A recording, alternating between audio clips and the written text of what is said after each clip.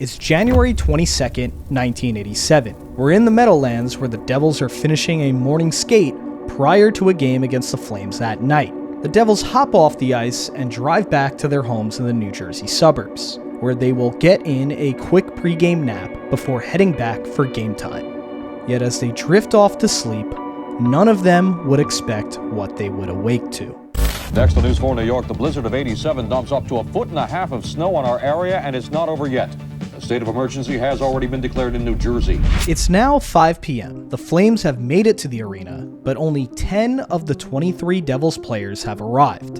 And with only 2 hours to go till puck drop, it looks like there might not be a game at all tonight. Because not only are most of the Devils MIA, but the refs are MIA as well. There is one ref in the building, whose name is Andy Van Helmen, but he's not even the ref that's supposed to be here tonight. He was on his way to officiate a game in Philadelphia and got stuck in the blizzard, so now he's here. So he figures he might as well get a game started here instead. So he gets an injured Flames defenseman to agree to be the linesman.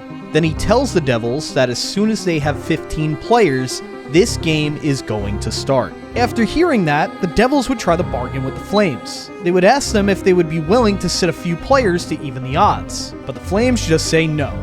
They are just going to pretend like everything's normal and hope they get an easy win. Yet when the Flames take the ice for warm-ups at 6:30, they are finally confronted by the absurd. They are surrounded by empty seats. There are only about 100 fans in the building. Yet halfway through the Flames warm-ups, the Devils have found a reason to stall. The Devils trainer realizes that there is not a doctor in the building. This excuse buys the Devils time until 7:45 p.m., when the team doctor finally arrives. And by then, the refs that were actually scheduled tonight have shown up as well. They had just walked 2.5 miles through the snow just to get there.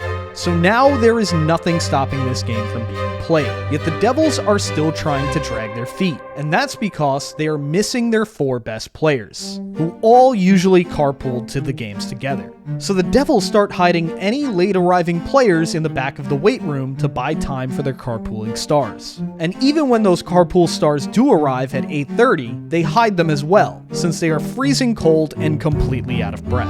Finally, by 9:20 p.m., the puck would drop in front of a crowd of only 334 fans. That is still the lowest attendance for an NHL game in history, obviously outside of the 2020 pandemic era. Those 334 fans would be treated to a 7-5 victory, with Doug Solomon even getting a hat trick. So I guess the moral of the story is that the next time there's a snowstorm in your area, it might be a good idea to go see a hockey game, because you just might end up being a part of hockey history.